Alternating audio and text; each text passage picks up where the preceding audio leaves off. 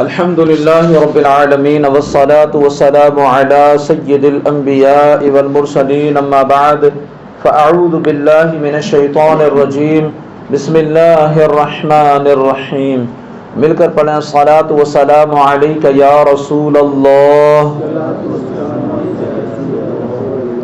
وعلى آلك وأصحابك يا حبيب الله الصلاة والسلام عليك يا نبي الله وعلى آلك وأصحابك يا نور الله أعوذ بالله من الشيطان الرجيم بسم الله الرحمن الرحيم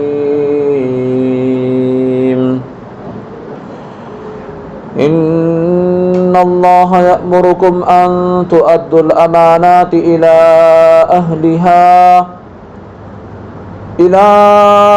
أهلها وإذا حكمتم بين الناس أن تحكموا بالعدل إن الله نعم ما يعظكم به إن الله كان سميعا بصيرا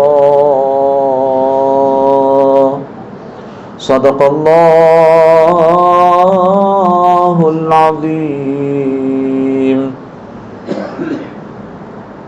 اللہ پاک کلام مقدس میں ارشاد فرماتا ہے، بے شک اللہ تمہیں حکم دیتا ہے کہ امانتیں جن کی ہیں ان کے سپرد کرو، اور یہ کہ جب تم لوگوں میں فیصلہ کرو تو انصاف کے ساتھ فیصلہ کرو، بے شک اللہ تمہیں کیا ہی خوب نصیحت فرماتا ہے، بے شک اللہ سننے والا اور دیکھنے والا ہے۔ یہاں آیت میں دو حکم بیان فرمائے گئے، پہلا یہ کہ امانتیں ان کے حوالے کر دو جن کی ہیں، اور دوسرا حکم یہ ہے کہ جب فیصلہ کرو تو انصاف کے ساتھ کرو۔ یہ دونوں حکم اسلامی تعلیمات کے شاہکار ہیں اور امن و امان کے قیام اور حقوق کی ادائیگی میں مرکزی حیثیت رکھتے ہیں۔ دونوں کی کچھ یہاں تفصیل بیان کی جاتی ہے۔ امانت کی ادائیگی، امانت کی ادائیگی میں بنیادی چیز تو مالی معاملات میں حقدار کو اس کا حق دینا ہوتا ہے، البتہ اس کے ساتھ اور بھی بہت سی چیزیں امانت کی ادائیگی میں داخل ہیں، جیسے حضرت عبداللہ بن عباس رضی اللہ تعالی عنہما سے روایت ہے، نبی پاک صلی اللہ علیہ وآلہ وسلم نے ارشاد فرمایا، جو مسلمانوں کا حاکم بنا پھر اس نے ان پر کسی ایسے شخص کو حاکم مقرر کیا جس کے بارے میں یہ خود جانتا ہے کہ اس سے بہتر اور اس سے زیادہ کتاب و سنت کا عالم مسلمانوں میں موجود ہے، تو اس نے اللہ تعالی اور اس کے رسول صلی اللہ علیہ وسلم اور تمام مسلمانوں پر خیانت کی۔ اور دوسرا انصاف کرنا، نظام عدل و عدالت کی روح ہی یہ ہے کہ انصاف کے ساتھ فیصلہ کیا جائے، فریقین میں سے اصلاً کسی کی رعایت نہ کی جائے۔ علماء نے فرمایا کہ حاکم کو چاہیے کہ 5 باتوں میں فریقین کے ساتھ برابر سلوک کرے۔ 5 باتوں میں، پہلی بات یہ کہ اپنے پاس آنے میں جیسے ایک کو موقع دے دوسرے کو بھی ویسا ہی موقع دے۔ دوسری، نشست دونوں کی ایک جیسی ہو۔ تیسرا، دونوں کی طرف برابر متوجہ رہے۔ تیسرا، کلام سننے میں ہر ایک کے ساتھ ایک ہی طریقہ رکھے۔ اور پانچواں، فیصلہ دینے میں حق کی رعایت کرے، جس کا دوسرے پر حق ہو پورا دلائے۔ حدیث پاک میں ہے، انصاف کرنے والوں کو قرب الہی میں نور کے منبر عطا کیے جائیں گے، جو انصاف سے کام لیتے ہیں۔ آج ہم دیکھیں ہمارے معاشرے میں انصاف نام کی چیز بڑی کم دکھائی دیتی ہے۔ آج تو یوں ہوتا ہے، یہ میرا رشتہ دار ہے، یہی گناہگار ہو بھلے سے، لیکن فیصلہ اسی کے حق میں ہونا چاہیے۔ یہ میرا دوست ہے، یہ میرا عزیز ہے، یہ میرا جگری ہے وغیرہ وغیرہ، یوں اس کی طرف مرتے ہیں۔ حق کی طرف ہم کو آنا چاہیے۔ اسلام حق کی دعوت دیتا ہے، اسلام حق کے ساتھ فیصلہ کرنے کا حکم دیتا ہے، اس کی طرف ہمیں آنا چاہیے، اس کی رعایت کرنا چاہیے۔ مسلمان قاضیوں نے اسلام کی عادلانہ نظام اور برحق فیصلوں کی ایسی عظیم الشان مثالیں قائم کی ہیں کہ دنیا ان کی نظیر پیش نہیں کر سکتی۔ اس موقع پر ایک واقعہ ملاحظہ فرمائیے۔ جنگ صفین کے موقع پر حضرت سیدنا مولائے کائنات علی المرتضیٰ رضی اللہ تعالیٰ عنہ کی ایک زرہ گم ہو گئی۔ بعد میں جب آپ رضی اللہ تعالیٰ عنہ کو کوفہ تشریف لائے تو وہ زرہ ایک یہودی کے پاس پائی گئی۔ اسے فرمایا یہ زرہ میری ہے، میں نے تمہیں بیچی ہے نہ تحفے میں دی ہے۔ یہودی نے کہا یہ زرہ میری ہے کیونکہ میرے قبضے میں ہے۔ فرمایا ہم قاضی صاحب سے فیصلہ کرواتے ہیں۔ سیدنا مولائے کائنات علی المرتضیٰ رضی اللہ تعالی عنہ اور وہ یہودی، یہ دونوں قاضی شریح رضی اللہ تعالیٰ عنہ کی خدمت میں ان کی عدالت میں پہنچے۔ مولائے کائنات علی المرتضیٰ رضی اللہ تعالیٰ عنہ ان کے ساتھ تشریف فرما ہوئے۔ قاضی شریح رضی اللہ تعالیٰ عنہ نے کہا اے امیر المومنین ارشاد فرمائیے۔ فرمایا اس یہودی کے قبضے میں جو زرہ ہے وہ میری ہے، میں نے اسے نہ بیچی ہے نہ تحفے میں دی ہے۔ قاضی صاحب نے یہودی سے فرمایا اے یہودی تم کیا کہتے ہو؟ یہودی نے کہا یہ زرہ میری ہے کیونکہ میرے قبضے میں ہے۔ قاضی صاحب نے حضرت مولا علی مشکل کشا رضی اللہ تعالیٰ عنہ سے کہا اے امیر المومنین کیا آپ کے پاس کوئی دلیل ہے؟ کیا آپ کے پاس کوئی دلیل ہے، کوئی گواہ ہے کہ وہ گواہی دے سکے کہ واقعی یہ زرہ آپ کی ہے؟ اللہ اکبر۔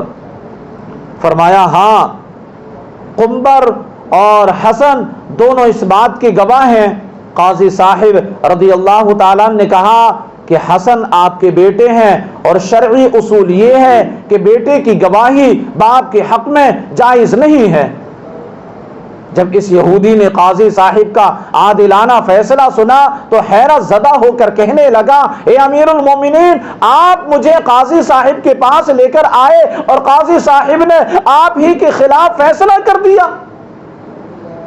میں گواہی دیتا ہوں یہی مذہب اور حق ہے، اور میں گواہی دیتا ہوں کہ اللہ کے سوا کوئی معبود نہیں، اور بے شک محمد عربی صلی اللہ علیہ وسلم اللہ کے رسول ہیں۔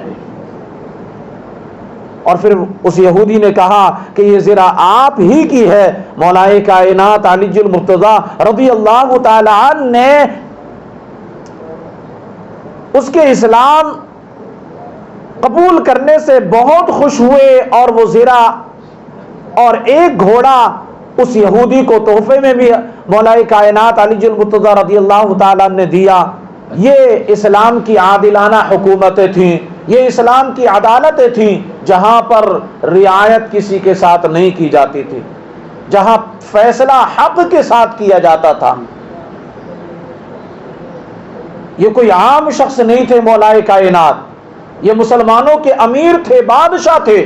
قاضی بادشاہ کے حق میں فیصلہ کر رہا ہے تو فیصلے میں دیکھیں انصاف کیسا تھا کہ آپ نے کہا کہ میرا بیٹا گواہ ہے، میرا غلام گواہ ہے، تو قاضی صاحب نے کہا کہ اسلامی اصول کے مطابق یہ بات قابل قبول نہیں کہ بیٹا باپ کے حق میں فیصلہ کرے اور اس کو قبول کیا جائے۔ یہاں پر صاف صاف بتا دیا گیا، اور یہی بات اس یہودی کے دل میں گھر کر گئی اور اس نے اسلام قبول کر لیا۔ تو پیارے مسلمانوں، ہمیں چاہیے کہ ہم بھی اسلامی اصولوں کا لحاظ رکھتے ہوئے کبھی بھی اگر فیصلہ کرنے کی بات آئے تو حق کے ساتھ فیصلہ کریں، ہمیشہ حق کا ساتھ دیں۔ اللہ نے چاہا تو حق فیصلے ہمارے معاشرے میں امن و سلامتی لے کر کے آئیں گے، ہمارے معاشرے سے بدامنیوں کو دور کریں گے، ہمارے معاشرے سے فساد کو دور کریں گے، ہمارے معاشرے سے جھگڑوں کو دور کریں گے، نفرتوں کو دور کریں گے۔ اگر حق فیصلے ہونے لگ جائیں تو اللہ تعالی ہم سب کو حق کے ساتھ جینے اور حق کے ساتھ مرنے کی توفیق عطا فرمائے۔ صلو علی الحبیب صلی اللہ علی محمد۔ یا نبی سلام علیکہ، یا رسول سلام علیکہ، یا حبیب سلام علیکہ، صلوات اللہ علیکہ۔ آپ کا تشریف لانا وقت بھی کتنا سہانا، جگمگا اٹھا زمانہ، حور گاتی تھی ترانہ۔ یا نبی سلام علیکہ، یا رسول سلام علیکہ، یا حبیب سلام علیکہ، صلوات اللہ علیکہ۔ جان کر کافی سہارا لے لیا ہے در تمہارا، خلق کے وارث خدا را لو سلام آقا ہمارا۔ یا نبی سلام علیکہ، یا رسول سلام علیکہ، یا حبیب سلام علیکہ، صلوات اللہ علیکہ۔